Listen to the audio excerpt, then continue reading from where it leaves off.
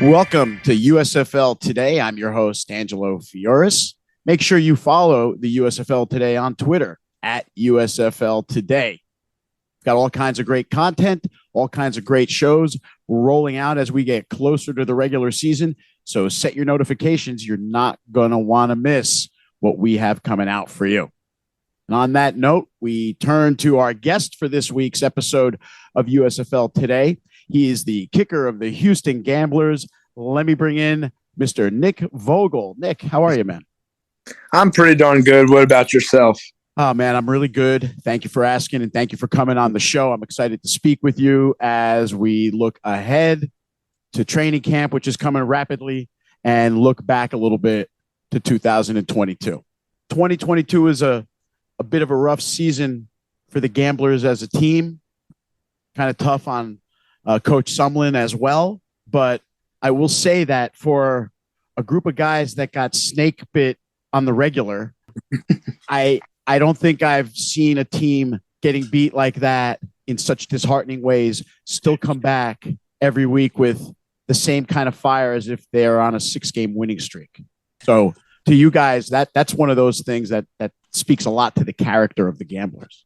Yes, sir. I think that's kind of a testament to Coach Sumlin as well. Great coach, and he's an awesome motivator.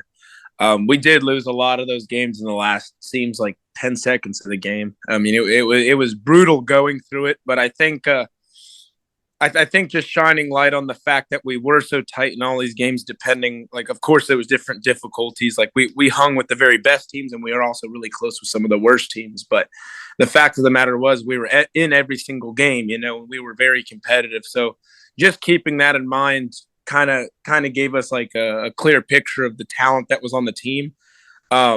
It was just, we kind of had to learn how to close it out. And I think we figured out the formula just a little too late. Of course, our last 2 games went pretty well, but as you said, up until then, I mean, it was almost like we all got a gut wrenching feeling in the last minute of the game if the game was within like 7 points. So, but yeah, I would say it's a huge testament to Coach Sumlin, the staff, and the players too. I mean, we were pretty upbeat about it whole season. We didn't let it really affect our confidence going into the next game, which I was pretty happy to be a part of. It spoke to a lot of the character of the players and coaches.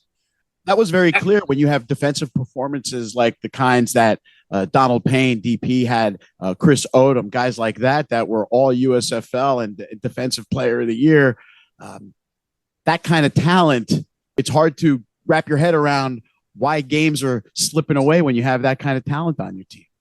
Yeah, it's tough. It just I'd like to say it just didn't work out for us. I mean, I'm not analytically minded enough to tell you exactly where it went wrong. But as I said, we kind of got in that rhythm where the last 2 minutes of the game, the other team would just take control and win the game. But I do think we figured out the formula at the end of the year. And once again, it goes to show the character that we actually got ready and would put in the effort to go compete for 4 quarters of football. It just it really sucked to give it away in the last 2 minutes seemingly every time. But yeah, you said it right. We had a very talented roster. And we were confident we could hang with anyone. Like I remember the last, I think it was week 9, we played Birmingham, and we were all excited. We were like, hey, we're going to beat this team. We got the talent. And I think we all felt pretty good that they were overlooking us, because we did have the poor record. But we honestly felt like we had them in the first game. And we knew what we were capable of. I think that was what kept us going through the whole season and fighting.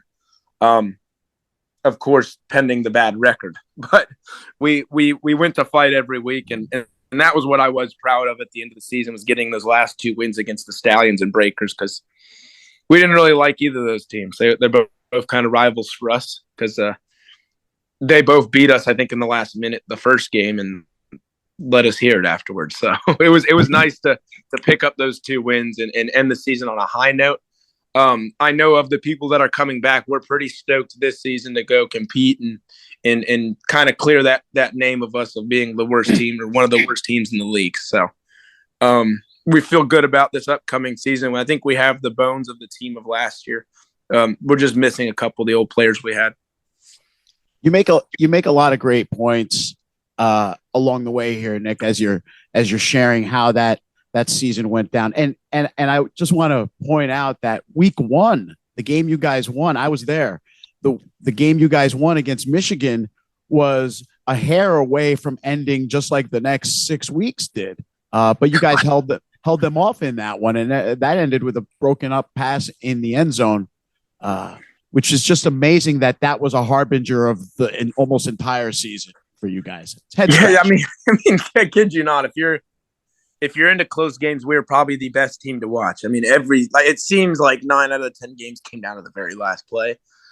Just unfortunately, we were on the wrong side of it more often than not. So frustrating to tell you that we weren't a winning team, but yeah, seemingly every single game we had was thin lines like that, just last second plays here and there. So, but gamblers games were a lot of fun to watch. There was several along that stretch that were so entertaining. The Generals game was a super entertaining game that had things that I had never seen in my 40-something years of watching pro football occur. So not only were the games a lot of fun to watch, but there was so many unbelievable factors happening that just made it so compelling. But yes, sir. A couple of games seemed like we almost had a curse, but you're right. There was just some really tight games, and if you're a football fan, and you're biased, you don't really care who wins.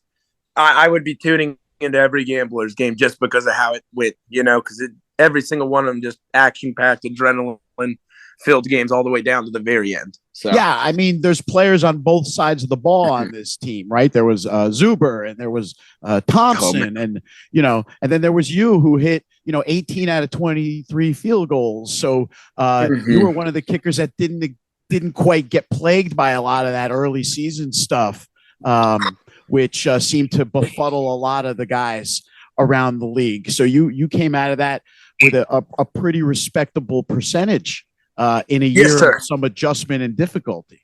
I was just my big thing of last year was just keeping my head up and having a positive attitude about everything. I think it's come out now about the chip balls. It was pretty easy to have a rough game with the chip balls and kind of look down on the rest of the season and say, "Oh, I'm done for all this." But I did my best to keep a positive attitude about the rest of the season, and I was very blessed. I had an excellent holder in Drew Galitz, an excellent snapper in Tucker Addington, awesome O-line. It was a really nice operation to be behind. I'm going to be honest. A lot of those kicks were a lot easier just because I knew I had those guys helping me out. So I felt pretty positive once the chip ball was gone about, hey, we're still going to have a great season and make some good field goals here. So I have to give credit to my teammates as well. Yeah, for sure. And no doubt in my mind that there's a lot more wins coming the Gamblers' way in 2023. There's no way. Fingers crossed, but I feel good as well. Yes, sir. Well, here's the fact of the matter, right? If I would have taken the odds of all those things happening and punched it into some statistics computer, like I remember statistics class, each of these individual probabilities getting multiplied by each other, the minuscule number that the odds would have been for all that to happen. If I were a gambling man, I would have completely went the other way on that. So the odds are gonna fall your guys' way this year just because the law of averages says so, in addition to the talent on the team. So I'm looking forward to it. I'm feeling great about it. And I'm just excited, honestly, to play football again. Watching all this NFL and college has got me ready to go. So I think I can speak for pretty much the whole team that we're all ready to get back out there and compete. Yeah, and you are in Birmingham right now. You're working out in Birmingham? Yes, sir. I live in Birmingham. I went to UAB, so I've lived in a house here pretty much since then. And I was just pretty fortunate the league was in Birmingham last year. It had, me being in Birmingham had nothing to do with the league being there. I lived in Birmingham. It was pretty cool for me because I was basically just doing the same thing I always did, but I was getting paid for it, I went and kicked anyway in Birmingham. It's just nice to be playing games and being paid to actually do what I've been doing for 3 years now, That is such an amazing coincidence. I knew you had kicked at UAB. Was Protective open when you went there or no? No, I was a Legion Field guy. You were? Okay. Yes, sir. The gray old lady was right? Yes, sir. Yeah. So I knew you kicked at UAB, and you work out with Coach McCabe as well? I do work with Coach McCabe. He's been awesome and a great training tool for me to get me prepared for the seasons. Now, did you know Coach McCabe before you got to UAB, or did you forge that relationship prior or after you got there? I did. So I actually, my first interaction when I was a kid, I lived in Florida, Jacksonville, Florida, and he had a branch in Daytona. It was run by a kicking coach, Dan Lundy, who I was very, very fond of, and trained me all through high school. Then I got up here. I needed to keep training, and Coach McCabe was 15 minutes away and ran the company. So it's been very nice having him here in town and having someone to train with and analyze my technique on a minute's notice like that. So I have been working with McCabe since I've come to Birmingham and been in college here. And then you start your pro career in Birmingham. And with the Gamblers, you guys will be playing in a different city this year. So that's pretty exciting, right? I'm stoked to go try this Memphis barbecue now. So. You ever been to Memphis before?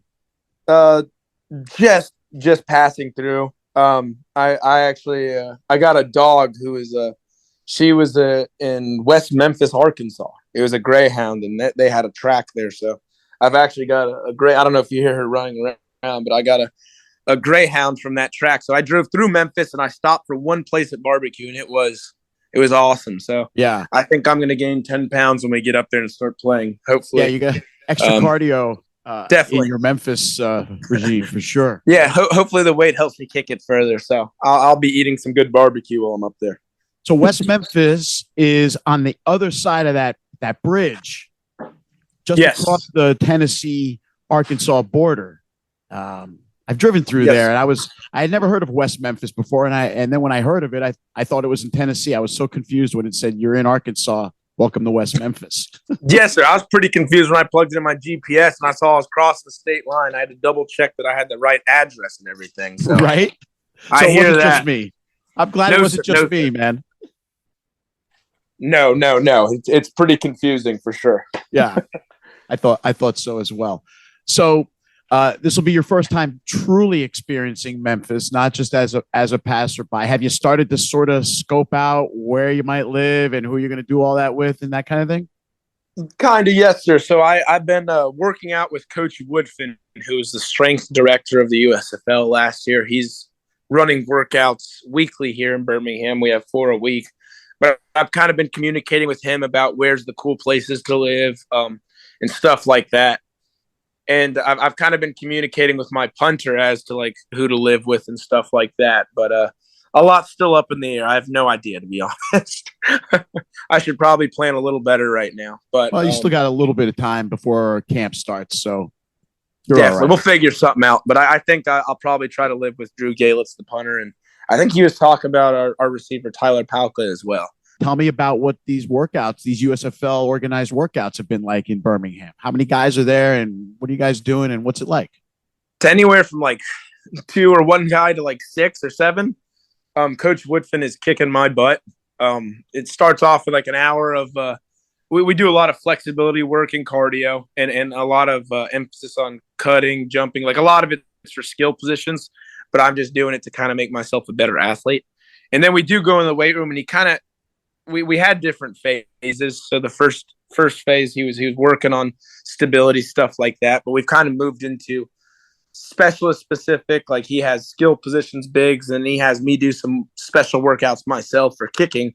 But yeah, he's been pushing me really hard. It's been really nice to have a coach like him in my corner that like you really can't take a day off with a guy like that, you know, like you can't, like it's really easy when you're working out by yourself to go in the weight room and I'm tired today. I don't need to push the weight as much. But as I said, it's been awesome to have him like, hey, every day we're pushing to get better. And I know once I check in those doors, it's going to be tough. It's going to be difficult and I'm going to have to fight through it. So I think it's great on the aspect of strength training, but also for me, like mental training, you know, like doing the things I don't want to do and just conquering those challenges every morning is good for me in the long run. So you mentioned that it starts out with an hour.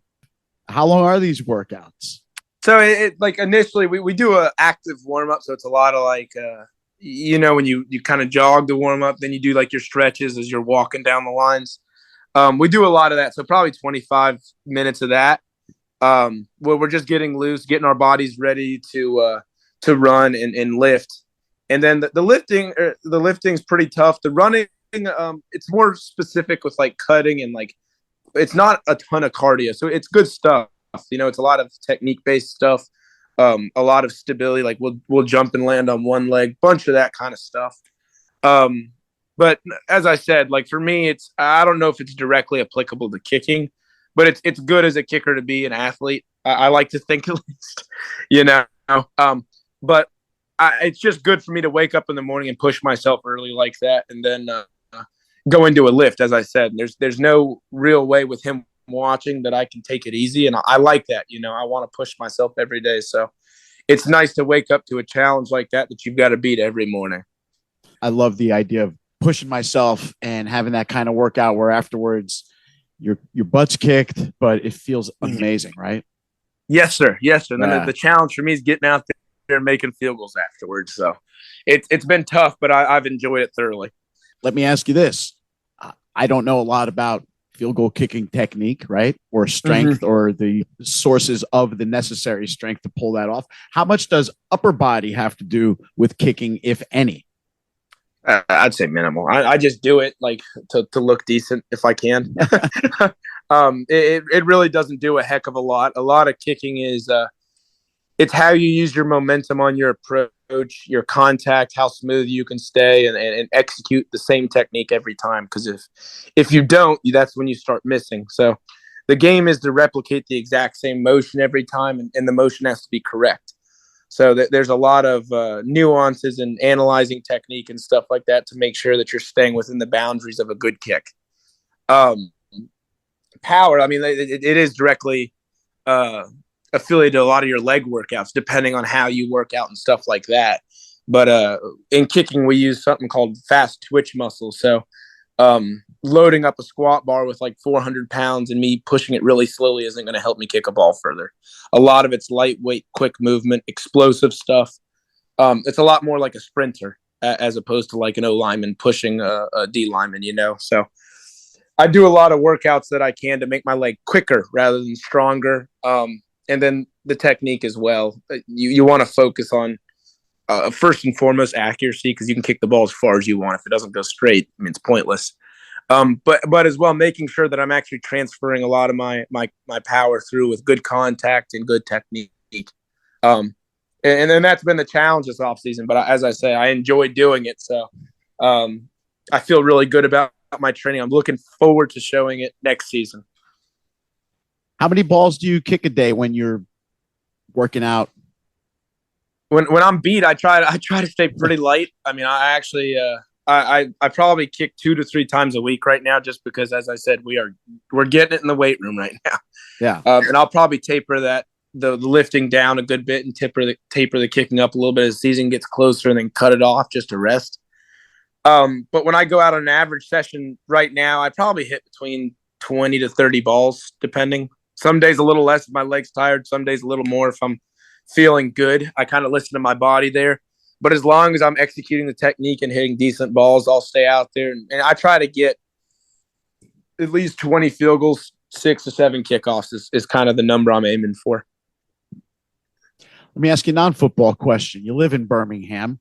You mentioned that you can't wait to get Memphis barbecue. Where was the best Birmingham barbecue, or where is the best Birmingham? Tough question. Barbecue? I'm going to catch a lot of heat for this. I don't know. Saws is an easy go-to. If you're in town, definitely hit Saws. I like Martin's. That's kind of like a chain, and I don't think it's just Birmingham, but I actually love Martin's. And then a lot of the locals will tell you like Dreamland is a good one, but I think you're safe as long as you step into a Saws. I'll put it that way.